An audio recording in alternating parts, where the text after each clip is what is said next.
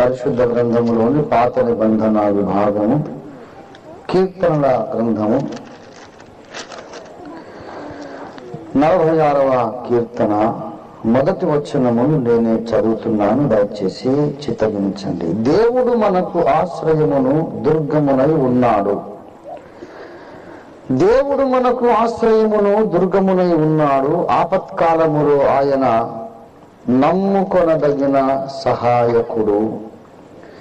కావున భూమి మార్పు నొందినను, నడి సముద్రములలో పర్వతములు మునిగినను, వాటి జలములు ఘోషించుచు నురుగు కట్టినను, ఆ పొంగునకు పర్వతములు కదలినను మనము భయపడము. ప్రభునందు నాకు అత్యంత ప్రియులారా, చదివినటువంటి లేఖన భాగములో దేవుడు మనకు ఆశ్రయమును దుర్గమునై ఉన్నాడని ఆ చదివినటువంటి లేఖన భాగములో కీర్తనకారులు గానం చేస్తూ ఉన్నారు. దేవుని గ్రంథములో అనేక సార్లు, లెక్కలేనన్ని సార్లు దేవునికి ఈ పేరు పెట్టబడింది, ఆశ్రయ దుర్గము అని. యెషయా గ్రంథము 26వ అధ్యాయము 4వ వచనాన్ని మీరు ఒకవేళ తీసి చూడగలిగితే ఈ మాటను మీరు చూడగలుగుతారు. యెహోవాయే నిత్య ఆశ్రయ దుర్గము, యుగయుగములు యెహోవాను నమ్ముకొనుడి అని మాట్లాడుతూ ఉన్నాడు యెషయా ప్రవక్త. యెహోవాయే నిత్యాశ్రయ దుర్గము, నిత్యాశ్రయ దుర్గము. దేవుడు ఆశ్రయ దుర్గము అని మాత్రమే కాదు, దేవుడు నిత్యమైన ఆశ్రయ దుర్గము. ఆశ్రయ దుర్గము అంటే సిటీ ఆఫ్ రెఫ్యూజ్ అని ఇంగ్లీష్ బైబిల్లో ఉంటుంది. ఆశ్రయ దుర్గము, దేవుడు ఇటర్నల్ సిటీ ఆఫ్ రెఫ్యూజ్ అన్నమాట. ఏదో తాత్కాలికమైన ఆశ్రయ దుర్గము కాదు, ఆయన యుగయుగము నుండి నిత్యమైన ఆశ్రయ దుర్గము. ఇంతకుముందు 46వ కీర్తన చదివాం. ఆ కీర్తన కోరహు కుమారుల కీర్తన. దావీదు భక్తుని సాక్ష్యం కూడా విందాం దయచేసి. 18వ కీర్తన 18th Psalm 31వ వచనం చూడండి. యెహోవా తప్ప దేవుడు ఏడి, యెహోవా తప్ప దేవుడు ఏడి, మన దేవుడు తప్ప ఆశ్రయ దుర్గం ఏది అని ఇక్కడ ప్రశ్న దావీదు వేస్తున్నాడు. దేవుడే ఆశ్రయ దుర్గము, ఆయన తప్ప వేరొక ఆశ్రయ దుర్గం ఎక్కడుంది అని మాట్లాడుతూ ఉన్నాడు. ప్రభునందు నాకు అత్యంత ప్రియులారా, దేవునిని ఒక సిటీతో, ఒక దుర్గముతో, ఒక కోటతో పోలుస్తూ ఉన్నాడు. నా కోట నీవు, నా కోట. ఒక దుర్గము, ఒక పురము, ఒక పట్టణంతో పోలుస్తూ ఉన్నాడు. మామూలు పట్టణం కాదు, అది ఆశ్రయ పట్టణం, ఆశ్రయ దుర్గము అని మనం అక్కడ చూస్తూ ఉన్నాం. ఈ ఆశ్రయపురము, ఆశ్రయ పట్టణము, ఆశ్రయ దుర్గము అనే బిరుదము దేవునికి ఎందుకు పెట్టబడిందో, దానిలో ఉన్నటువంటి సమంజసత్వం ఏమిటో, దానిలో ఉన్నటువంటి నిగూఢ సందేశం ఏమిటో మనం ఈ కూటములలో కొద్దిగా దేవుడు అనుమతించినంత మేరకు ధ్యానం చేద్దాం, నేర్చుకుందాము. ఆశ్రయపురములు అనేవి ఇశ్రాయేలీయులకు దేవుడు నియమించినటువంటి పద్ధతిలో, లేక దేవుడు నియమించిన కట్టడలో ఒక ముఖ్యమైన భాగము. సంఖ్యాకాండము 35వ అధ్యాయాన్ని మనం చూద్దాం. ఇశ్రాయేలీయులు 40 సంవత్సరాలు అరణ్యయాత్ర చేసిన పిమ్మట వారు కనాను భూమిని, దేవుడు వాగ్దానము చేసిన భూమిని స్వతంత్రించుకొని ఆ దేశములో వారు పాటించవలసిన క్రమము, క్రమశిక్షణ, పద్ధతులు, ఆచార వ్యవహారములు, పారంపర్యములను గూర్చి దేవుడు మోషే ద్వారా వారికి ఆజ్ఞాపించినప్పుడు ఈ ఆశ్రయపురములను గూర్చి దేవుడు ప్రప్రథమముగా తన చిత్తమును తెలియజేశాడు. చూడండి, సంఖ్యాకాండము 35వ అధ్యాయము 6వ వచనం చూడండి. మీరు లేవీయులకు ఇచ్చేటటువంటి పురములలో 6 ఆశ్రయపురములు ఉండవలెను. ప్రభునందు ప్రియులారా, ఈ ఆశ్రయపురాలు ఎందుకొరకు ఉండాలో ముందు మనం చూద్దాం. మన దేవుణ్ణి, మన రక్షకుణ్ణి మనము పూజించి ఆరాధించు యేసుక్రీస్తును ఆశ్రయ దుర్గంతో పోల్చాడు కదా.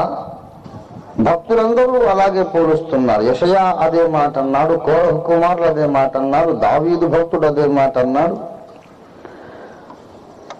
దేవుణ్ణి ఆశ్రయపురముతో పోలుస్తున్నారు గనక అసలు ఆశ్రయపురము అంటే ఏమిటో మనం చూద్దాం. దయచేసి 35వ అధ్యాయము సంఖ్యాకాండము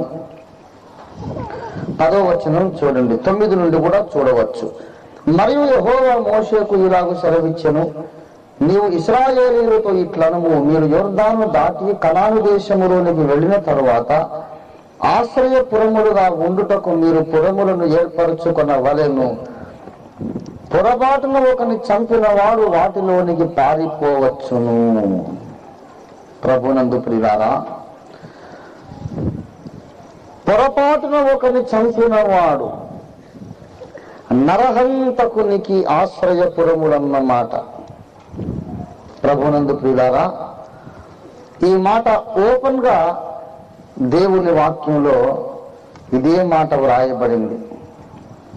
దయచేసి 16వ వచనం చూడండి. ఒకడు చచ్చునట్లు ఇనుప ఆయుధముతో కొట్టువాడు నరహంతకుడు.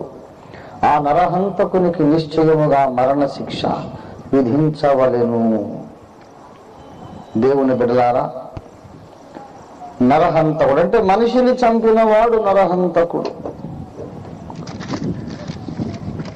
నరహంతకుడైన వానికి దేవుడు విధించినటువంటి శిక్ష ఏంటంటే హత్య. మరణ శిక్ష ఒక్కటే వానికి తగినదని దేవుడు నిర్ణయించాడు. ప్రియులారా, ధర్మశాస్త్రమును గూర్చి ఎప్పుడు మనం చెప్పుకునే ఒక మాట ఏమిటంటే కంటికి కన్ను, పంటికి పన్ను అని. అది ధర్మశాస్త్రపు సారము. కంటికి కన్ను, పంటికి పన్ను. అనుకోకుండా ఇద్దరు పోట్లాడుకున్నప్పుడు ఈ దెబ్బలాటలో ఒకటి కారణంగా ఇంకోటికి కన్ను గుడ్డుదైపోయింది, కన్నుగుడ్డు పోయింది అనుకోండి. కొన్ని కన్ను గుడ్డుదైపోతే వెంటనే ఏం చేయాలంటే ఈ కొట్టిన వాడి కన్ను కూడా పెకలించేయాలి, పెరికి వెయ్యాలి, వీడి గుడ్డోడిని చెయ్యాలి. నీ కారణంగా వాడు కన్ను పోయింది కదా, నీ కన్ను పొడి చేస్తావు, అదే శిక్ష. ఈ దెబ్బలాటలో అవతల వాడికి ఒక పన్ను రాలిపోయింది అనుకోండి, సుత్తి పట్టుకొచ్చి వీరి పన్ను కూడా విరగొడతారు. కొట్టడంతే శిక్ష. కంటికి కన్ను, పంటికి పన్ను. అనుకోని విధంగా ఒకవేళ ఏదైనా కారణం చేత ఒకడిని చంపాడనుకోండి, దానికి శిక్ష ఏమిటంటే వీడిని కూడా చంపేయాలి. అది బహు కఠినమైనటువంటి ధర్మశాస్త్రపు ఆజ్ఞ. నరహంతకునికి ఆశ్రయపురము. ప్రభునందు ప్రియులారా, ఈ నరహంతకుడు ఎవడైతే ఉన్నాడో ఆ నరహంతకుడు దొరికితే వాడిని మళ్ళీ కొట్టి చంపొచ్చు. దానికి ఇక కేసు ఉండదు అన్నమాట. ఎందుకు నా చంపావు వాడిని అని అడిగారు అనుకోండి న్యాయాధిపతులు. ఎందుకు వాడిని చంపావు అని అంటే, ముందు వీడు మా అన్నయ్యని చంపాడండి అందుకని వాడిని చంపేశాడంటే కేసు ఉండదు. ఇక దేవుని బిడలారా, నరహంతకునికి ప్రాణభీతి ఉంది, వాడికి ప్రాణ రక్షణ లేదు, వాడి ప్రాణాలకు గ్యారంటీ లేదు. వాడిని ఎవరైనా పట్టుకొని చంపొచ్చు, అలా చంపితే కేసు ఉండదు, చంపిన వాడికి శిక్ష ఉండదు. ఒక మనిషిని చంపిన వాడికి ప్రాణాలకు రక్షణ లేదని ఎవడైనా వాడిని కొట్టి చంపొచ్చు. నరహంతకుని కొరకు దేవుడు ఒక ఏర్పాటు చేస్తూ ఉన్నాడు. యెహోషువ గ్రంథము 21వ అధ్యాయం 13వ వచనము చూడండి. నరహంతకునికి ఆశ్రయ పట్టణమైన హెబ్రోను. దేవుడు ఓపెన్ గా చెబుతున్నాడు, ఎవడైతే నరహత్య చేశాడో వానికి నేను ఒక ఆశ్రయాన్ని కల్పిస్తున్నాను. ఆశ్రయపురము అనగా ఇప్పుడు చెప్పుకున్న మాటలను బట్టి మనము గ్రహిద్దాం ఏమిటంటే, మరణ పాత్రునికి ప్రాణరక్షణ కల్పించే స్థలము ఆశ్రయపురము. చావదగిన వాడు, చావుకు తగినవాడు, మరణశిక్షకు పాత్రుడైన వాడు, చావుకు తప్ప ఇంకెందుకు పనికిరాని వాడికి కాపుదలనిచ్చేది ఆశ్రయదుర్గము. ఎందుకొరకు దేవుడు ఇలా చేస్తున్నాడు అంటే, ధర్మశాస్త్రానుసారంగా వీడు చావుకు పాత్రుడే గాని పాపం వాడు తెలియక అలా చేశాడట. ఈ విషయాన్ని సంఖ్యాకాండము 35వ అధ్యాయములో దేవుడు తేటగా చెబుతాడు. 12వ వచనం, పొరపాటున ఒకరిని చంపిన వాడు వాటిలోనికి పారిపోవచ్చును. చూడండి, సంఖ్యాకాండము 35వ అధ్యాయము 12వ వచనం. పొరపాటున ఒకరిని చంపిన వాడు ఆ పురములలోనికి పారిపోవచ్చును. దేవుని బిడలారా, అనుకోకుండా ఒకరిని చంపడం జరుగుతుంది కొన్నిసార్లు. ఉదాహరణకు ఒకడు చెట్టు నరుగుతున్నాడు అనుకోండి. చెట్టు నరుగుతుండగా ఆ గొడ్డలి పిడి నుండి పట్టుకున్నటువంటి ఆ కర్ర నుండి గొడ్డలి ఊడిపోయింది అనుకోండి. ఊడిపోతుంది, ఒక్కోసారి జరుగుతుంది ప్రమాదవశాత్తు. బలంగా నరుగుతున్నాడు, బలంగా ఒక దెబ్బ వేస్తున్నాడు చెట్టు మొదట్లో, ఇదేమో ఊడిపోయింది. ఆ దారిలో వెళుతున్న వాడు కణతకు పోయి తగిలింది అనుకోండి. ఆయువు పట్టు కణతకు తగిలితే వాడు మళ్ళీ కిక్కురు మనకుండా చచ్చి ఊరుకుంటాడు. ఈ గొడ్డలేటో ఎగిరిపోయింది, దాన్ని తీసుకొద్దామని వీడు చూసే లోపల మనిషి చచ్చిపడి ఉన్నాడు. అరే, ఇప్పుడు ఎలాగా చచ్చిపోయాడే, వీడి అన్నదమ్ములు పాలోళ్ళు వీళ్ళ రక్త సంబంధులు నన్ను కనుగొంటే నన్ను పట్టుకొని చంపేస్తారు, ఇప్పుడు ఎట్లాగా? అప్పుడు వాడు ఏం చేస్తాడంటే గబగబ పారిపోవాలి, అక్కడ ఉండొద్దు, ఆ చుట్టుపక్కల వెళ్ళిపోయి ఆశ్రయపురము లోనికి వెళ్ళాలి. ఆశ్రయపురము లోనికి వాడు వెళ్ళక ముందు దొరికితే వాడిని చంపేయచ్చు, చంపినందుకు ఎలాంటి నేరము ఉండదు. వాడు ఆశ్రయపురములోనికి అడుగు పెట్టిన మరుక్షణం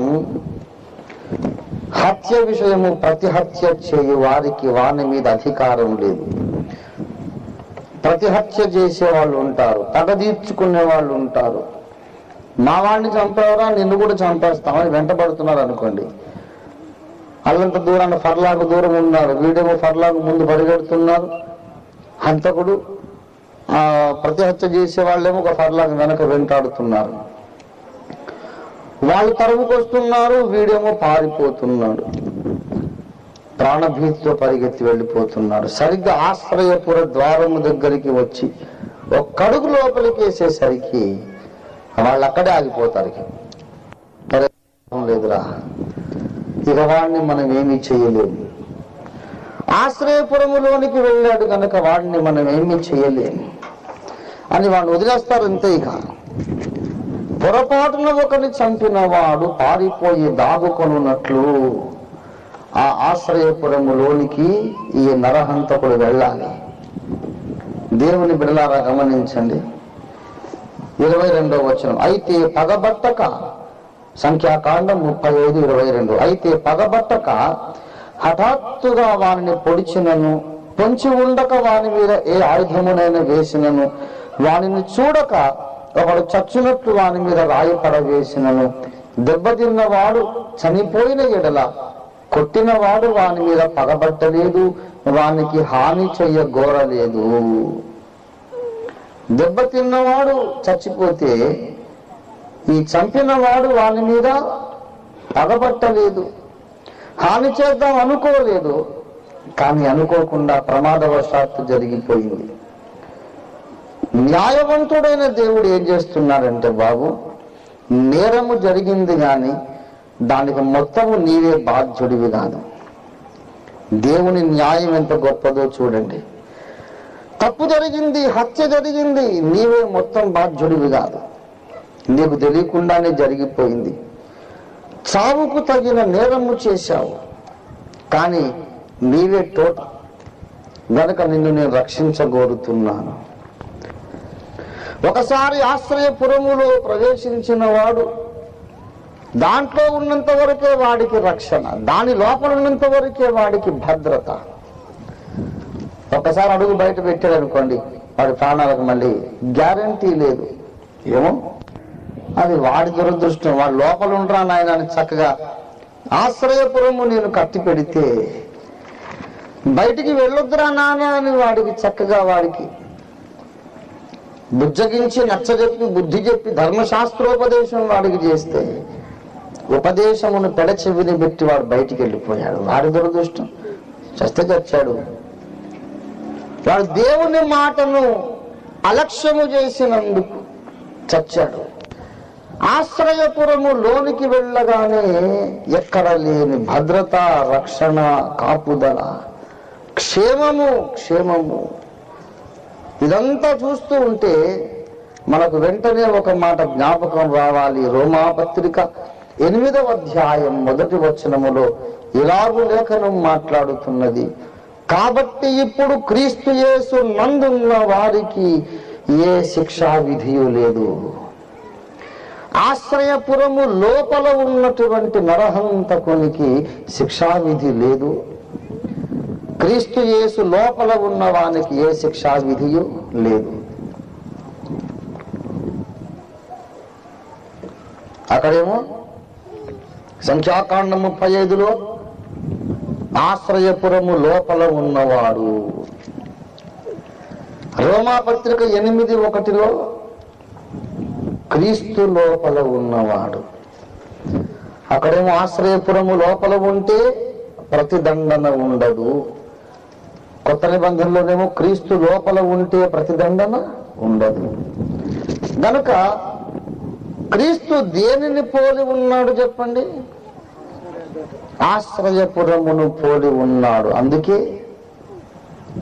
10వ కీర్తనలో దావీదన్నాడు, మన దేవుడు తప్ప ఆశ్రయ దుర్గమేది, దేవుడు మనకు ఆశ్రయమును దుర్గమునై ఉన్నాడు. ఆపత్కాలమందు ఆయన నమ్ముకోదగిన సహాయకుడు. యెహోవాయే నిత్యాశ్రయ దుర్గము. ఆశ్రయపురములన్నీ తాత్కాలికమైన ఆశ్రయపురాలే. సంఖ్యాకాండం 35వ అధ్యాయము 24వ వచనం, కాబట్టి సమాజము ఈ విధులను బట్టి కొట్టిన వానికి హత్య విషయములో ప్రతిహత్య చేయవానికి తీర్పు తీర్చవలెను. అట్లు సమాజము నరహత్య విషయములో ప్రతిహత్య చేయవాని చేతిలో నుండి ఆ నరహంతకుని విడిపించవలెను. సమాజమంతా కూడుకోవాలి. న్యాయాధిపతి, ప్రధాన యాజకులు ఉండాలి.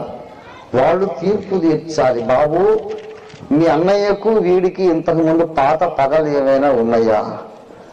ఇతడు మీకు తెలుసా? వాడి ఇంటి పేరేంటి? వాడు ఎక్కడ ఉంటాడు? ఏం తెలియదు సార్ అంటే పరిచయమే లేదా? లేదండి, పరిచయమే లేదు. మరి పరిచయమే లేని వాడు ఎందుకు చంపుతాడు మీ అన్నయ్యని? మీ అన్నయ్య దగ్గర ఏమన్నా వెండి, బంగారు నాణెముల, కాసుల మూట ఏమైనా ఉందా? కొట్టి ఏమైనా దోచుకున్నాడా? అదేం లేదండి, మా వాడు కట్టుబట్టలతోనే పోయాడండి అని. మేమంత ధనవంతులం కూడా కాదండి.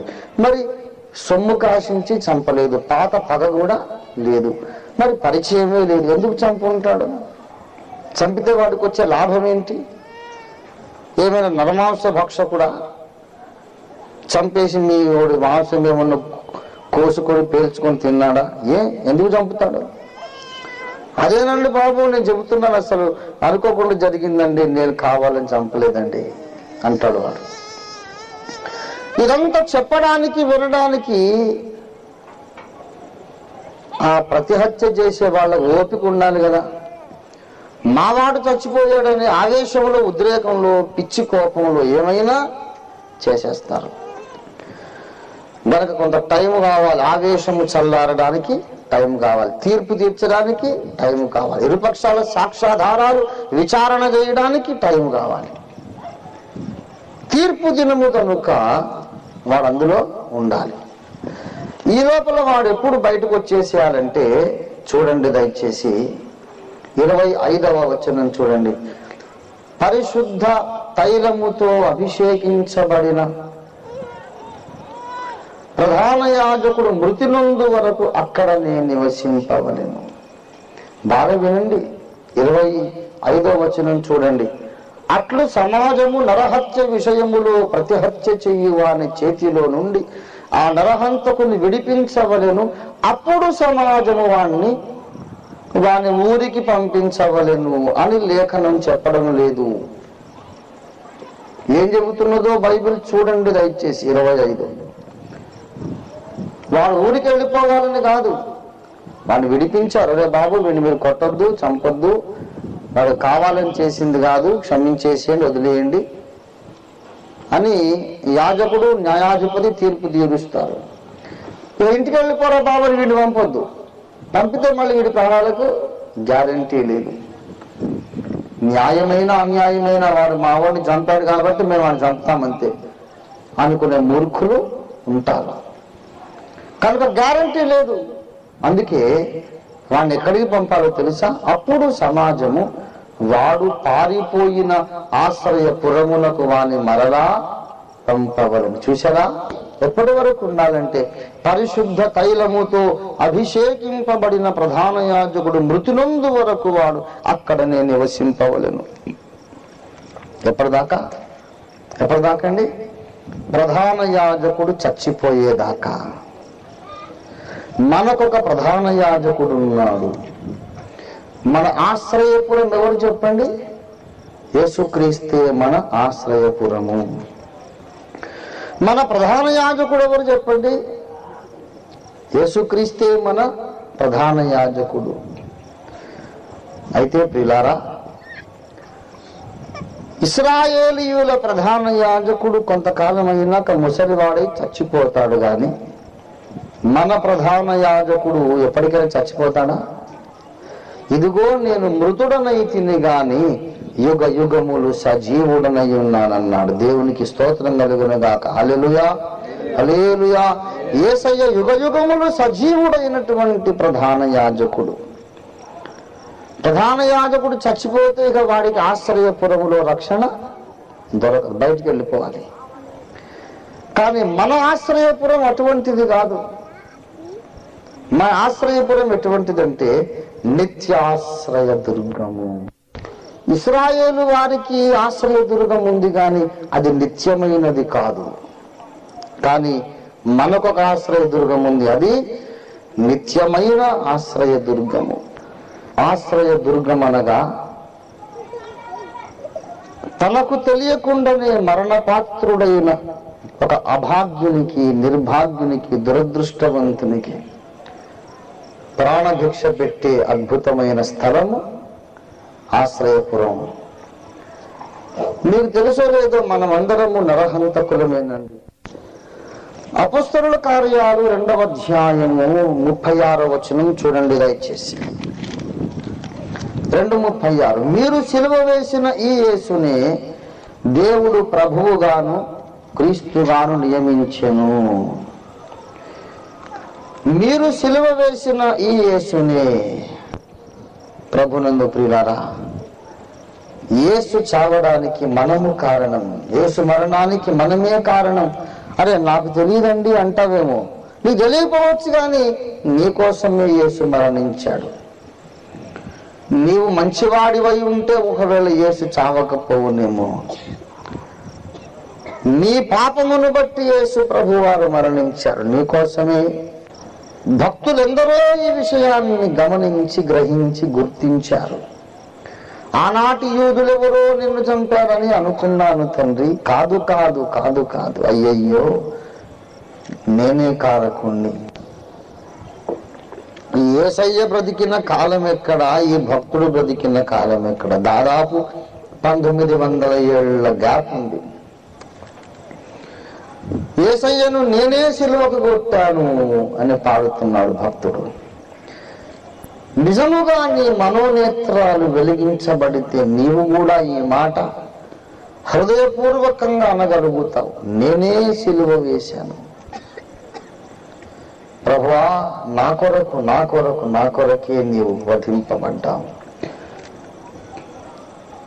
ప్రియులారా, యేసయ్య నశించిన దానిని వెదకి రక్షించుటకు ఈ లోకానికి వచ్చానని చెప్పాడు కదా.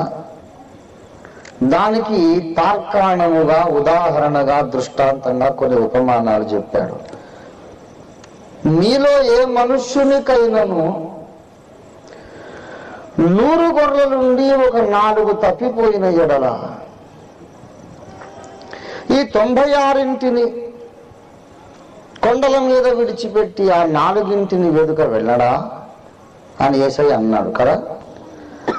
ఒకే ఒక్కటి తప్పిపోయిందట. ఆ మిగతా 99 పక్కన పెట్టేసి ఈ ఒక్కదాని కోసం ఈ లోకానికి వచ్చాడట. దానికి అర్థం ఏంటో తెలుసా? ఒకవైపు లేఖనం చెబుతుంది, నీతిమంతుడు లేడు, ఎవడును ఒకడును లేడు, ఏ భేదము లేదు, అందరూ పాపం చేశారని బైబిల్ చెబుతుంది. కానీ ఆ మాటలా ప్రక్కన పెట్టండి. ఒకవేళ భూమి మీది నరమానవ కోటిలో ఉన్న కోట్లాది మంది అందరూ మంచివారు, పరిశుద్ధులు, నీతిమంతులై ఉంటే, ఒకవేళ మనుషులందరూ పరిశుద్ధులై పరలోకానికి వెళుతూ ఉంటే, నేను ఒక్కడిని నశించిపోతున్నా, నా ఒక్కడి కొరకు ఆయన ఇంత త్యాగము చేసేవాడే, ఇంత శ్రమ అనుభవించేవాడే. మనుషులందరూ మంచి వాళ్ళే, ఒకవేళ అందరూ పరలోకానికి వెళుతూ ఉన్నా, నీ ఒక్కదానివి పాపివైనా, నీ ఒక్కడివి పాపివైనా, నీ ఒక్కడి కొరకు ఆయన శిలువ మీద మరణించేవాడే. అందుకే ఒక గొర్రె అన్నాడు. ఆ ఒక్క గొర్రె నీవే, ఆ ఒక్క గొర్రె నేనే. ఎవరికి వారు తెలుసు, నేనే ఆ గొర్రెను. యేసు నన్ను ప్రేమించి నా కోసం వచ్చాడు. He loved you individually, personally, singularly. నిన్నుగా ఒకటిగా ప్రేమించాడు. అందరినీ కలిపి ప్రేమించడంగా దేవుడు లోకమును ప్రేమించను, కానీ యేసు నిన్ను వ్యక్తిగతముగా ప్రేమించెను. ఈ సంగతి తెలుసా మీకు? దయచేసి గలతీ పత్రిక 2వ అధ్యాయం 20వ వచనము చూడండి దయచేసి. ఇకను జీవించువాడను నేను కాను, గలతీ 2:20. ఇకను జీవించువాడను నేను కాను, క్రీస్తే నా యందు జీవించుచున్నాడు. నేనిప్పుడు శరీరమందు జీవించుచున్న జీవితము నన్ను ప్రేమించి నా కొరకు తన్ను తాను అప్పగించుకొనిన దేవుని కుమారుని యందలి విశ్వాసం వలన జీవించుచున్నాను. పౌలు భక్తుడు ఏమంటున్నాడు? నన్ను ప్రేమించి నా కోసం. దేవుని బిడలారా, ఎంత అద్భుతమైన అవగాహన కలిగింది అపొస్తలుడైన పౌలుకు. నన్ను ప్రేమించి, he loved me separately, singularly. If the whole world was righteous and I was alone perishing, he would still die for me, for a single sinner like me. నువ్వొక్కడివి దేవునికి ముఖ్యుడివి, నీ ఒక్కదానివి దేవునికి ముఖ్యురాలివి. అయ్యో, ఈ నా బిడ్డ నశించకూడదని నిన్ను ప్రేమించాడు. ఈ నా కుమారుడు నశించకూడదని నిన్ను ప్రేమించి యేసు వచ్చాడు. తప్పిపోయిన గొర్రెను రక్షించుటకు తన రక్తమును చిందించిన కాపరి స్వరము ధ్వనించుచున్నది. టీవీలో దేవుని సువార్త ప్రకటించబడుతుంది, రేడియోలో క్రీస్తు ప్రేమను గూర్చిన వార్త ప్రకటించబడుతుంది, వీధి వీధిన సువార్త పూటాలు పెట్టి భక్తులు దేవుని ప్రేమను గూర్చి ప్రకటిస్తున్నారు. దేశమంతా పిట్టల కోలాహలము. ఈ పిట్టల కోలాహలము మధ్య పావుర స్వరము వినబడుచున్నది. ఆ పావుర స్వరము రక్షకుని స్వరము, పరిశుద్ధాత్మ దేవుని స్వరము. ప్రియులారా, ప్రతి ఒక్కరిని ఆయన ప్రేమిస్తున్నాడు. ఎవ్వరును నశించుట ఆయనకి ఇష్టము లేదు. సమస్త జనులారా నా యొద్దకు రండి, నేను నీకు విశ్రాంతినిస్తానన్నాడు. దేవునికి స్తోత్రం కలుగును గాక. హల్లెలూయా. ఎంత ప్రేమ గల దేవుడండి. ఏ మనుష్యుడు ఇతని వలె మాట్లాడలేదు అన్నారు బండ్రౌతులు. యేసును బంధించి తీసుకురండి అని ప్రధాన యాజకుడు, పరిసయ్యులు, ఆలయ అధికారులు సైనికుల్ని పంపించారు. ఆ మనుషుల్ని కాళ్ళు చేతులు కట్టేసి తీసుకురండి. వీళ్ళు వెళ్ళి యేసయ్య బోధ విని మళ్ళీ ఒట్టి చేతులతో చేతులు ఊపుకుంటూ వచ్చారు. ఏమిట్రా యేసుని తీసుకురాలేదు అంటే, ఆ మనుష్యుని వల్ల ఎవడును ఎన్నడును మాట్లాడలేదు. అందరూ రండి, అందరూ రండి. అమెరికా వాళ్ళు రండి, ఇండియా వాళ్ళు రండి, నల్లవాళ్ళు రండి, తెల్లవాళ్ళు రండి,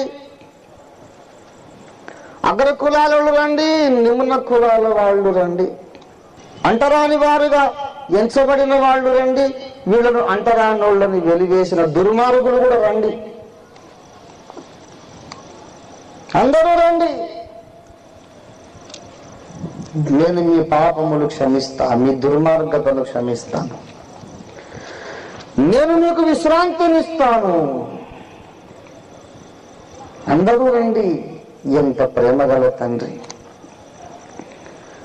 లోక చరిత్ర ఆరంభమైనది మొదలుకొని సర్వలోక ప్రజలను తన వద్దకు పిలిచిన అవతార పురుషుడు ఎక్కడైనా ఉన్నాడా? అందరూ వచ్చి వేదాంతం చెప్పి మట్టికి మన్నయిపోయారు. చరిత్ర పరిసమాప్తం అయిపోయింది. మెట్ట వేదాంతం, అసలు ప్రశ్నకు జవాబు చెప్పనటువంటి వేదాంతం, మానవునికున్న అసలు సందేహాలను పట్టించుకోనటువంటి పనికిరాని వేదాంతం. గాలి మాటలు చెప్పారు, చచ్చారు, మట్టికి మన్నయిపోయారు. భూదిగంతముల నివాసులారా, నా వైపు చూచి రక్షణ పొందండి. ఎంత విశాల హృదయుడు, ఎంత విశాలమైన దర్శనము, ఎంత విశాలమైన ప్రేమ. యేసుతో సాటి అయిన వాడు ఉన్నాడా? క్రీస్తు సువార్తకు సాటి అయిన సందేశము గాని, వేదాంతము గాని, సిద్ధాంతము గాని ఉన్నదా ఎక్కడైనా? ఉంటే చెప్పండి. సర్వజనులారా రండి, భూదిగంతముల నివాసులారా రండి రండి అని పిలిచిన వాడు ఎక్కడున్నాడండి? అసలు అందరికీ ఒక మార్గం ఉండాలన్న భావనే లేదు, ఆ కాన్సెప్టే లేదు. పిల్లారా, అందరిని గూర్చి అభిమానంతో ఆలోచిస్తే అందరూ మంచోళ్ళలాగానే కనపడతారు, అందరి మీద మనకు ప్రేమ కలుగుతుంది. కానీ యేసుతో పోల్చి చూస్తే వజ్రము ముందు బొగ్గు ముక్కల్లాగా ఉంటారు. అందుకే యేసయ్య అంటే ఇష్టం లేదు ఎవరికి. యేసు పోటీలోకి వచ్చేదాకా అందరూ హీరోలే. ఆ పోటీ రంగంలోకి యేసు రానంత వరకు అందరూ హీరోలే. యేసును తెచ్చి గ్రౌండ్ లో నిలబెట్టగానే అంతా జీరోలు అయిపోతారు. So people don't like Jesus Christ. కానీ యథార్థవంతులైన వారు యేసును గ్రహిస్తున్నారు, ధైర్యవంతులు ఆయన్ని వెంబడిస్తున్నారు. దేవుని స్తోత్రం కలుగును గాక. ప్రభువునందు నాకు అత్యంత ప్రియులారా, యేసునాథునికి ఉన్నటువంటి బిరుదము ఆశ్రయదుర్గము. ఆశ్రయదుర్గం ఎవరి కొరకు? నరహంతకుని కొరకు. నరహంతకుడు ఎవరు? సర్వ మానవ కోటి నరహంతకులే. మనుషులందరూ ఆ సిలువ వేసిన పాపములో పాలిభాగస్తులే. మానవ జాతి మొత్తం ఆయన్ని సిలువ వేసింది. సిలువ వేసిన వారు రోమా సైనికులే కావచ్చు, సిలువ వేసిన వారు 2000 ఏళ్ల క్రితము జీవించిన రోమా సైనికులు, రోమా ప్రభుత్వమే కావచ్చు. కానీ యేసు హత్యకు సర్వ మానవ కోటి బాధ్యులై ఉన్నారు. అందరము నరహంతకులమే. అపొస్తలుల కార్యాలు 5వ అధ్యాయము చూడండి దయచేసి. అపొస్తలుల కార్యాలు 5వ అధ్యాయము 28వ వచనము చూడండి. ప్రధాన యాజకుడు వారిని చూచి, మీరు ఈ నామమును బట్టి బోధింపకూడదని మేము మీకు ఖండితముగా ఆజ్ఞాపింపలేదా? ఇదిగో మీరు యెరూషలేమును మీ బోధతో నింపి ఈ మనుషుని హత్యను మా మీదికి తేవలెనని ఉద్దేశించుచున్నారని చెప్పాను. ఈ బోధతో నింపి ఏం చేస్తున్నారట? ఈ మనుషుని హత్య అంటే యేసునాథుని చంపిన పాతకాన్ని అందరి మీదికి తెస్తున్నారు అంటున్నాడు ప్రధాన యాజకుడు. అంటే అర్థం ఏంటి? సత్యం నాకు అర్థం కాలేదు, సత్యం అర్థం కాలేదు కాబట్టి పాపం చేశాను అని బుకాయించవచ్చు, సమర్థించుకోవచ్చు. But when the gospel is preached, people become accountable. When the gospel is exposed and revealed and declared, people become accountable and responsible. సువార్త ప్రకటించబడినప్పుడు లెక్క ఒప్పజెప్పవలసి వస్తుంది. ఈ హత్య మా మీదికి వచ్చుచున్నది. వచ్చుచున్నది ఏమిటి బాబు? అసలు మీ నెత్తి మీదే ఉన్నది. అవే కదా పాపివి, నువ్వు పాపం చేశావు. నువ్వు పాపివి కావా? పాపం చేయలేదా?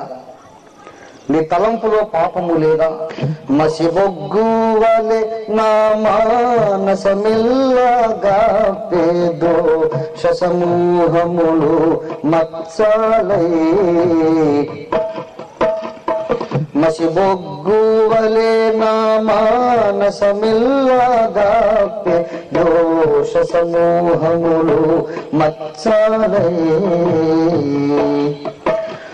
అసితమగు ప్రతి డాగుదుడువను గసటు కడిగి పవిత్ర పరచను, అసూలిడు నీ రక్తమేయని మసలకిప్పుడు సిలువనిదే గని, ఉన్న పాటున వచ్చు చున్నారు నీ పాద సన్నిధి కో రక్షక.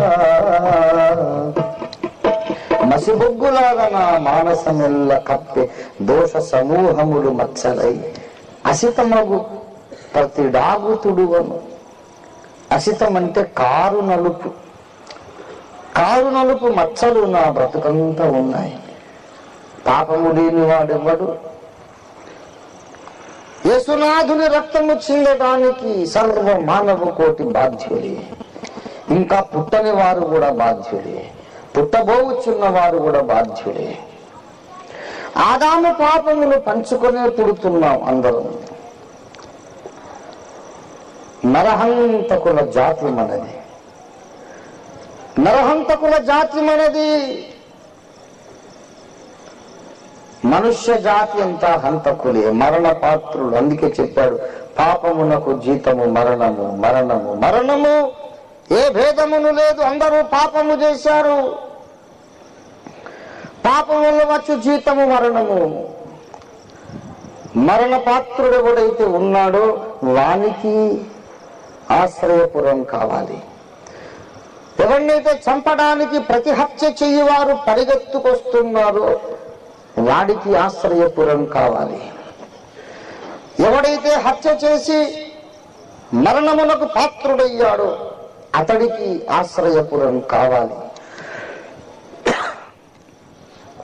ఎవరైతే ప్రాణభీతితో ప్రాణం అరచేత పట్టుకొని పరిగెత్తుచున్నాడో వాడికి ఆశ్రయపురం కావాలి.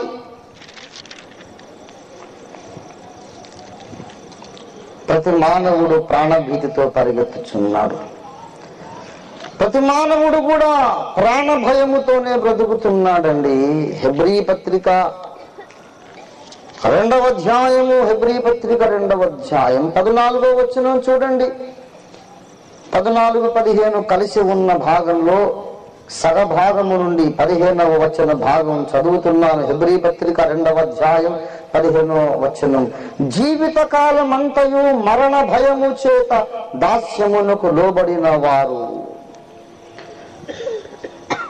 మనుష్య జాతిని మరణ భయం వెంటాడుతున్నది. మహాభారతంలో పాండవుల వనవాస సమయంలో ఒక యక్షుడు కొన్ని ప్రశ్నలు అడుగుతాడు ధర్మరాజును. యక్ష ప్రశ్నలన్నిటిలోనూ ఆఖరి యక్ష ప్రశ్న ఏంటో తెలుసా? యక్షుడు అడుగుతాడు, ఈ భూమి మీద మానవ జాతి అంతటిలో అత్యంత విచిత్రమైన విషయం ఏమిటి అని యక్షుడు అడుగుతాడు. అప్పుడు ధర్మరాజు సమాధానం చెబుతాడు ఏంటంటే, మరణము తథ్యమని, జాతస్య మరణం ధ్రువం అని అందరికీ తెలుసు. చావక తప్పదు, మనుషులందరూ చచ్చిపోతారు. మన ముత్తాతలు చచ్చారు, తాతలు, మన తండ్రులు, మన కళ్ళ ముందు మన స్నేహితులు, మనకన్నా చిన్నవాళ్ళు ఎందరో చచ్చిపోతున్నారు అని అందరికీ తెలుసు. కానీ ఎవరికి వారే తన దాకా వచ్చేసరికి నేనొక్కడిని చావకుంటే బాగుండును అనుకుంటాడు. ఇదే విచిత్రం అన్నాడు ధర్మరాజు. లెస్సగా చెప్పావు, బాగా చెప్పావు ధర్మరాజా అని మెచ్చుకున్నాడు యక్షుడు. యక్షుడు ఎవడో కాదు, యమధర్మరాజట. అది వేరే కథ. చావక తప్పదని అందరికీ తెలుసు, కానీ నేను చావకపోతే బాగుండు అని రహస్యంగా ప్రతి మనిషి హృదయంలో ఆశ కలిగి వాంఛిస్తూ ఉంటాడు. ఏదన్నా ఒక అద్భుతం జరిగి నేనొక్కడిని మరణానికి చిక్కకపోతే బాగుండు, ఏదో ఒక మిరకిల్ జరిగి నాకేదో ఒక మూలిక దొరికి దేవుడు ప్రత్యక్షమై వరమిచ్చి ఏదో జరిగి ఏదో ఒక వండర్, ఏదైనా ఒక అద్భుతం జరిగి నన్ను ఒక్కడిని దేవుడు మినహాయిస్తే బాగుండు, నేను చావకపోతే బాగుండు. అందరికీ అదే ఆశ.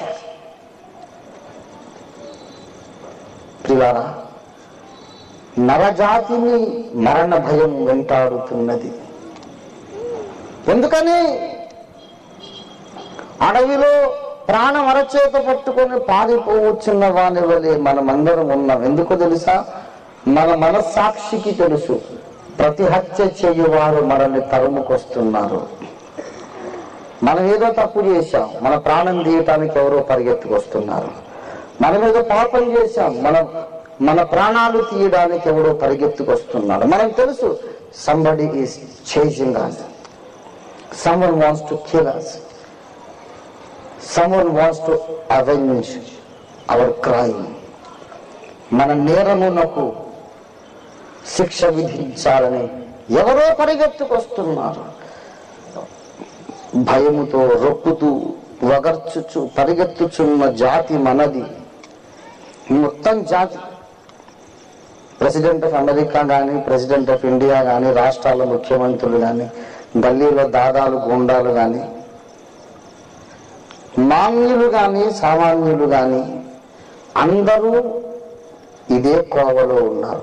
అందరూ ఇదే సమస్య చేత వేధించబడుతున్నారు, పారిపోతున్నారు, పరిగెత్తుచున్నారు. అందుకే సర్వమానవ కోటికి ఆశ్రయ దుర్గం కావాలి. ఆశ్రయ దుర్గముగా యేసు ప్రత్యక్షమవుతున్నాడు. ఇదిగో యేసునాథుడే ఆశ్రయ దుర్గము, యేసునాథుడే ఆశ్రయ దుర్గము. నా దగ్గరికి రండి, నేను మీకు విశ్రాంతినిస్తాను. క్రీస్తు యేసునందున్న వారికి ఏ శిక్షా విధియు లేదు. ప్రియులారా, యేసులోనికి రావాలి, యేసులో జీవించాలి, ఆశ్రయపురములో జీవించాలి. బయటికి రావద్దు. ఒకసారి తప్పు చేసిన వాడు, ఒకసారి పాపము చేసిన వాడు, ఒకసారి మరణ పాత్రుడని తీర్పు పొందినవాడు న్యాయాధిపతి ఎదుట క్షమించబడినప్పటికీ వాడు ఎక్కడ జీవించాలి? ఆశ్రయపురము లోపలే జీవించాలి, క్రీస్తులోనే జీవించాలి. దేవునికి స్తోత్రం కలుగునుగాక. హల్లెలూయా. యేసులో జీవించాలి. క్రీస్తు నందున్న వానికి ఏ శిక్షా విధియో లేదు. క్రీస్తుకు బయటికి రావద్దండి. చాలా మంది యేసుని విడిచి మళ్ళీ బయటికి వచ్చేస్తున్నటువంటి దురదృష్టవంతులు ఉన్నారు. యేసులోనికి ప్రవేశించి రక్షణ పొంది కొంతకాలం ఆనందించి మళ్ళీ బయటకు వచ్చేస్తున్న వాళ్ళు ఉన్నారు. గలతీ పత్రిక 5వ అధ్యాయం 4వ వచనం చూడండి దయచేసి. గలతీ పత్రిక 5వ అధ్యాయం 4వ వచనం అంతటితో ముగించుకుందాం. నీలో ధర్మశాస్త్రము వలన నీతిమంతులను తీర్చబడి వారెవరో వారు క్రీస్తులో నుండి బొత్తిగా వేరు చేయబడి ఉన్నారు, కృపలో నుండి తొలగిపోయి ఉన్నారు. క్రీస్తులో నుండి తొలగిపోయి ఉన్నారు, క్రీస్తులో నుండి వేరు చేయబడి ఉన్నారు. క్రీస్తు నందున్నవారు రోమా పత్రిక 8:1 ఉన్నారు కదా. రోమా 8:1 ఎవరున్నారు చెప్పండి? రోమా పత్రిక 8వ అధ్యాయం 1వ వచనంలో ఎవరున్నారు? క్రీస్తు నందు ఉన్నవారు. గలతీ పత్రిక 5వ అధ్యాయం 4వ వచనంలో ఎవరున్నారు? క్రీస్తులో నుండి బయటకు వచ్చిన వారు. ప్రభునందు ప్రియులారా, మనము ఎవరిలో ఉన్నామో? రోమా 8:1 కోవలో మనం ఉన్నామా, లేక మనం గలతీ 5:4 వచనపు కోవలో మనం ఉన్నామా? కోవ అంటే తరగతి, వర్గము అని అర్థం. ఏ వర్గములకు చెందిన వాడవు నీవు? మనం రోమా 8:1 వర్గములోనే ఉండాలి. క్రీస్తు నందు ఆయనలో ఉండాలి. బయటకు వచ్చామంటే మన ప్రాణాలకు గ్యారంటీ లేదు. నీవే నాకు ప్రభుడవు, నీకంటే నాకు క్షేమాధారం ఏది లేదన్నాడు. దేవునికి స్తోత్రం కలుగును గాక. హల్లెలూయా, హల్లెలూయా.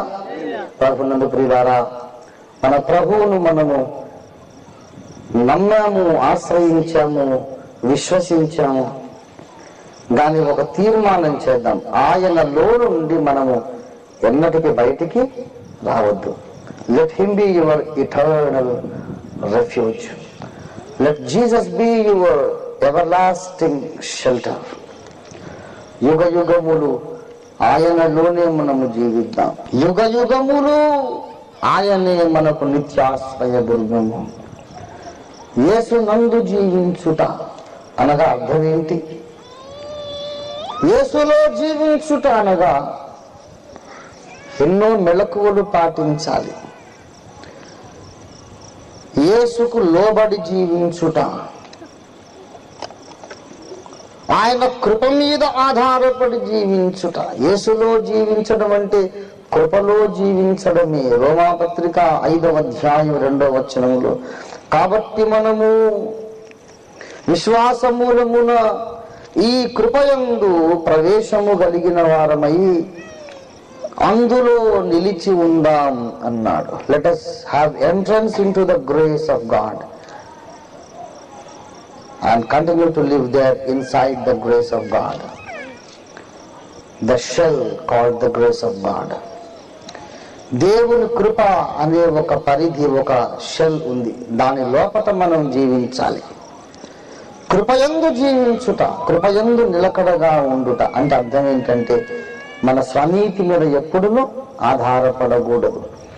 నీ స్వనీతి మీద ఆధారపడిన మరుక్షణం నువ్వు క్రీస్తులో నుండి బయటికి వెళ్ళిపోతావు. దేవుని సత్యమునకు భిన్నమైన అభిప్రాయాలు ఏర్పరచుకున్నప్పుడు, సత్యమునకు విరోధముగా నీవు మాట్లాడినప్పుడు సత్యమైన క్రీస్తులో నుండి బయటికి వెళ్ళిపోతావు. నేను మార్గమును, నేను సత్యమును, నేను జీవమును అన్నాడు ఆయన. యేసులో ఉండుట అనగా సత్యములో ఉండుటే. అందుకే సత్యమందు వారిని ప్రతిష్ఠ చేయమన్నాడు. క్రీస్తునందున్న వారికి ఏ శిక్షా విధియో లేదు. క్రీస్తు అనగా సత్యమేనని రోమా 14:6 తెలియజేస్తుంది. క్రీస్తు ఈజ్ ఈక్వల్ టు సత్యం. క్రీస్తులో ఉండుట అనగా సత్యములో ఉండుట. నీవు అబద్ధాల్లో బ్రతుకుతూ ఉంటే నువ్వు క్రీస్తులో ఉన్నట్టు కాదు. నువ్వు అసత్యములో జీవిస్తూ ఉన్నట్లయితే నీవు ఆశ్రయపురంలో ఉన్నట్లు కాదు. అందుకే సత్యము నమ్ముట వలన మనము రక్షణ పొందాలి అన్నాడు. 2వ తెస్సలోనిక పత్రిక 2వ అధ్యాయం 13వ వచనం, మీరు సత్యము నమ్ముట వలన రక్షణ పొందుటకు దేవుడు మిమ్మును ఆది నుండి ఏర్పరచుకున్నాడు అంటున్నాడు భక్తుడు. నమ్మి బాప్తిస్మము పొందువాడు రక్షింపబడును. మార్కు 16:16 ప్రకారం. అంతముదనుక సహించువాడే రక్షింపబడును. మత్తయి 24:14 ప్రకారం. నమ్మి బాప్తిస్మం పొందాలి, అంతముదనుక సహించాలి. కానీ ఇక్కడ 2వ తెస్సలోనిక 2:13 ప్రకారం సత్యము నమ్మువాడే రక్షింపబడును. నమ్మి బాప్తిస్మం పొందావు కానీ సత్యములు నిలకడగా ఉండలేదనుకో, మళ్ళీ నాశనమే. నిరక్షణ కోల్పోతావు, నిరక్షణ పోగొట్టుకుంటావు. సత్యములో నిలకడగా నిలబడండి. క్రీస్తునందున్నవారు అంటే అర్థం ఏంటి? క్రిస్మస్ పండుగ చేయవారా? క్రీస్తునందున్నవారంటే గుడ్ ఫ్రైడే చేయవారా? క్రైస్తవ పేరు పెట్టుకుని వారా? క్రీస్తునందున్నవారంటే ఎవరండి? ఏదో ఒక గుడిలో సభ్యత్వం తీసుకునే వాళ్ళ? నీకొక చర్చ్ మెంబర్షిప్ ఉండొచ్చు, నీవు క్రీస్తులో ఉండకపోవచ్చు. నీకు క్రైస్తవ పేరు ఉండవచ్చు, నీవు క్రీస్తుకు బయట జీవిస్తూ ఉండవచ్చు. నీ తాతలు ముత్తాతలు రెవరెండ్లు అయి ఉండొచ్చు, నీవు క్రీస్తుకు బయట ఉండి ఉండొచ్చు. నీ చంకలో బైబిల్ ఉండొచ్చు, నీ బుర్రకాయ నిండా బైబిల్ వచనాలు ఉండొచ్చు, అయినా నీవు క్రీస్తు బయట జీవిస్తూ ఉండొచ్చు. ఈనాడు కోట్ల మంది అలాంటి అనుభవంలోనే ఉన్నారు. క్రీస్తులో ఉండుట చాలా టెక్నికల్ పాయింట్ ఇది. You may know Christ but you may live out side Christ. క్రీస్తులో ఉండుటనగా సత్యమయ్యున్న క్రీస్తులో ఉండుట. అందుకే మన సభలకు ఎప్పుడూ పేరు సత్యాన్వేషణ. సత్యమును వెతకాలి, సత్యమును ప్రేమించాలి, సత్యమును కోరుకోవాలి. సత్యములో మనము ప్రతిష్ఠించబడాలి, సత్యము కొరకు పోరాడాలి. ఏంటయ్యా సత్యం సత్యం సత్యం అని పొద్దుస్తమానం మీకు గిరినా ఇంకో పాయింట్ దొరకదా బైబిల్లో? అంటే బాబు రక్షణకరమైన పాయింట్ అది, రక్షణకు ఆధారమైన సూత్రం అది. క్రీస్తునందుండుట అనగా సత్యమందుండుట, క్రీస్తునందుండుట అనగా ఆయన మాటల యందుండుట, ఆయన వాక్యమందుండుట. దేవుని బిడలారా, దేవుని మాటల ప్రకారము జీవిస్తేనే నీవు క్రీస్తులో ఉన్నట్లు లెక్క. సత్యములో జీవిస్తేనే క్రీస్తులో ఉన్నట్లు లెక్క. సత్యములోను విధేయతలోను దేవుని వాక్యములో నీవు ఎంతకాలం ఉండాలి అంటే నీ జీవితాంతము గనుక యుగ యుగములకు ఆయనలోనే జీవించాలి. దేవుని బిడలారా, ఈ దినం ఒక తీర్మానం చేద్దాం. ఆయన కృపను బట్టి మనం ఇదివరకే క్రీస్తులోనికి వచ్చిన వాళ్ళమైతే ఒక తీర్మానం చేద్దాం, ఇక నేను ఎన్నటికీ నీ యేసుని విడిచి బయటికి వెళ్ళను. యేసులో జీవిస్తా, యేసులో మరణిస్తా, యేసులోనే మళ్ళీ పునరుద్ధానం చెందుతా, యుగయుగములు యేసు కౌగిట్లోనే ఉంటాను. అలా మనం తీర్మానం చేద్దాం. ఒకవేళ ఇంతవరకు మనము క్రీస్తుకు వెలుపల ఉన్నవారమైతే ఈ దినాన క్రీస్తులోనికి రావడానికి ఒక తీర్మానం చేద్దాం. వాడు ఎక్కడెక్కడ నుండో పరిగెత్తుకొచ్చి ఆశ్రయపురము ద్వారము దగ్గరికి వచ్చి, ఆశ్రయపురపు ద్వారము బయట నిలబడ్డాడు అనుకోండి, ఇంకా ఒక్క అడుగేస్తే లోపల పోతాను కదా, ఇక తొందరపడి అడుగేయడం ఎందుకు, ఒక్క అడుగే కదా, ఎప్పుడైనా వేయొచ్చు, ఒక్కడిగేగా ఇవాళ వేయొచ్చు, రేపు వేయొచ్చు, కాసేపు ఇక్కడ నిలబడి బయటంతా దిక్కులు చూసి ఆనందిద్దాం అనుకుంటున్నాడు అనుకోండి, ప్రతిహత్య చేసే వాళ్ళు వస్తారు, ఒక్క దెబ్బతో కొట్టి చంపుతారు. చాలా మంది యేసుకు దగ్గరి దాకా వచ్చారు కానీ యేసు లోపలికి అడుగేయలేదు. గుడికి వస్తారు కానీ నమ్మి బాప్తిస్మం పొందరు. ఆరాధనకు వస్తారు, కూటాలకు వస్తారు కానీ మారు మనస్సు పొందరు. ఎంత దౌర్భాగ్యత మీకు తెలుసా? జీవితకాలం అంతా గుడికి వచ్చి నరకానికి పోయే నిర్భాగ్యులు చాలా మంది ఉన్నారు, ఉంటారు. మారు మనసు పొందరు, నమ్మి బాప్తిస్మం పొందరు, మార్చబడ్డ జీవితాలు జీవించరు. గుడికి వచ్చాను కదా దేవుడు పరలోకానికి రానిస్తారు. అనుకోవడం ఎంత ఫాల్స్ హోప్ అండి, ఎంత భ్రమ, ఎంత ఆత్మవంచన. బైబిల్లో ఎక్కడైనా ఉందా? అనుదినము ఆదివారము గుడికి వచ్చేవాడు రక్షింపబడును ఉంది ఎక్కడైనా? నమ్మి బాప్తిస్మము పొందేవాడు రక్షింపబడును. దేవుని బిడ్డలారా గమనించాలి, దేవుడు చేయమన్నది చేయకుండా దేవుడు చెప్పనివన్నీ చేసి నాకు రక్షణ ఎందుకు ఇవ్వలేదు అంటే అది దేవుడు తప్ప మన తప్ప? నేను చెప్పింది చేయండి అవ్వా అని అడుగుతున్నాడు దేవుడు. చేయండి, మారు మనసు పొందండి, బాప్తిసం పొందండి, నూతన జీవం కలిగి నడుచుకోండి, సత్యం కొరకు వెతకండి, సత్యంలో ప్రతిష్ఠించబడండి, నాలో జీవించండి. నేను ఆశ్రయదుర్గాను, నీ డినామినేషన్ కాదు ఆశ్రయదుర్గం. కొంతమందికి ఆశ్రయదుర్గము యేసయ్య కాదు, వాళ్ళ సంఘమే ఆశ్రయదుర్గం. మా సంఘంలోనే రక్షణ ఉంది, మా సంఘానికి వస్తేనే రక్షణ. బాబు, సంఘము నిన్ను రక్షించదు, దేవుని సత్యము నిన్ను రక్షిస్తుంది. గుడి నిన్ను రక్షించదు, యేసు నిన్ను రక్షిస్తాడు. గుడుల మీద, గోపురాల మీద, తల్లి సంఘాల మీద భ్రమలు పెట్టుకోకండి. యేసే మనకు నిత్యాశ్రయ దుర్గము. ఆయన మీద ఆశ పెట్టుకుందాం, ఆయన మీద ఆశ పెట్టుకుందాం. జీవితాంతము వరకు నీకే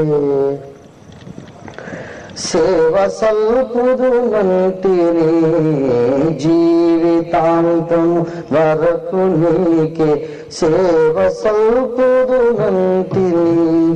నీవు నాతో నుండి ధైర్యం నిచ్చి నడుపును రక్షక, నీవు నాతో నుండి ధైర్యం నిచ్చి నడుపును రక్షక. జీవితాంతం వరకు నీకే సేవ సల్పుదునంటిని. ప్రభునందు ప్రియులారా, మన ఆశ, మన నిరీక్షణ, మన వాంఛ యేసు మీద పెట్టుకుందాం. యేసు అనే ఒక్క వ్యక్తి మన జీవితంలో లేకపోతే మన గురువులు, డినామినేషన్లు, మన సిద్ధాంతాలు మనం రక్షించలేము. యేసు కావాలి, యేసు మాట కావాలి, యేసు చిత్తము కావాలి, యేసునాథుడు నేర్పే సత్యము కావాలి, యేసు ప్రణాళిక మనకు కావాలి. యేసులో జీవిద్దాం రండి, ఆశ్రయపురములోనికి వెళదాం రండి. చుట్టుపక్కల నిలబడితే సుఖం లేదండి. అని నన్ను వాడు ఎందుకు చంపాడు? ఆశ్రయపురం దగ్గరలోనే ఉన్నానే అంటే నువ్వే బుద్ధిహీనుడు, నీదే తప్పు. దగ్గరుంటే చావని ఎవరు చెప్పాడు? లోపలికి రా. లోపలికి ఎందుకు రాలేదు అంటే వద్దామనే చూస్తున్నాలేండి, ఇంతలోనే వాడు చంపేశాడు. వద్దామని చూడమని ఎవడు చెప్పాడు? ఆలస్యం చేయొద్దు, ఆలస్యం చేయొద్దు. నేడే రక్షణ దినము, ఇదే మికిలి అనుకూల సమయం. దేవునికి స్తోత్రం కలుగును గాక. హల్లెలూయా, హల్లెలూయా. ఆలస్యం చేయవద్దు. ఆశ్రయపురానికి వెలుపల ఉన్నవారు అర్జెంటుగా లోపలికి రండి. దగ్గర పట్ల ఉన్నవారు, తచ్చాడుతున్నవారు, అటు ఇటు తొక్కిసలాడుతున్న వాళ్ళు వచ్చేసేయండి, వచ్చేసేయండి. నమ్మి బాప్తిస్మము పొంది రక్షణలోనికి రండి. రక్షణలో ఉన్నవారు సత్యంలోనికి రండి. సత్యమందు నిలకడగా ఉండండి.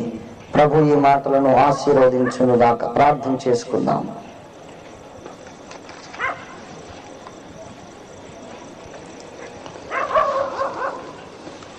స్తోత్ర, హల్లెలూయా. ప్రేమ కలిగిన మా మహాపరిశుద్ధ పరమ తండ్రి,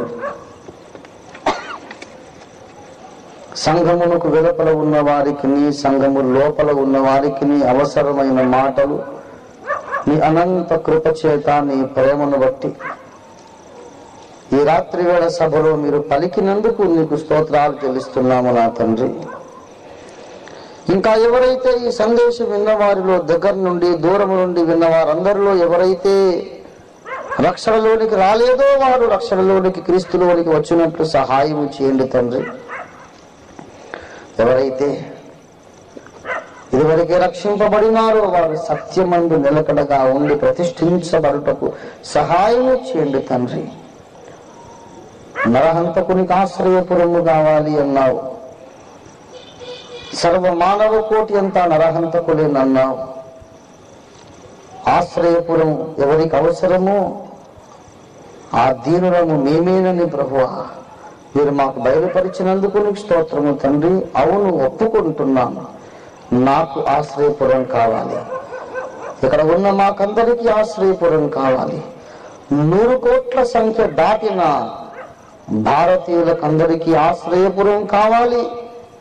సర్వ మానవ కోటికి ఆశ్రయపురం కావాలి. యేసుక్రీస్తే నిత్య ఆశ్రయ దుర్గము గనుక నాయనా యేసును ఆశ్రయ దుర్గముగా మా దేశమంతటికి చూపించడానికి మాకు శక్తి దయచేయండి.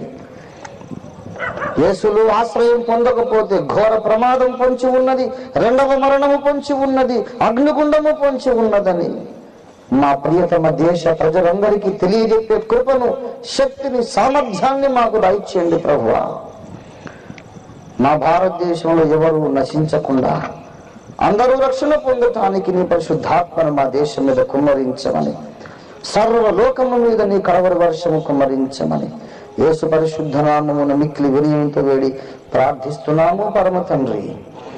మన తండ్రి అయిన దేవుని ప్రేమ, మన రక్షకుడైన యేసుక్రీస్తు నాథుని శాశ్వత కృప, పరిశుద్ధాత్మ దేవుని తోడి దివ్య మనోహర సహవాసం చేరువచ్చిన మనకందరకు భూలోకమందున సకల భక్త కోటికి దైవాన్వేషకులైన యథార్థవంతులైన వారికి అందరికీ ఇప్పుడు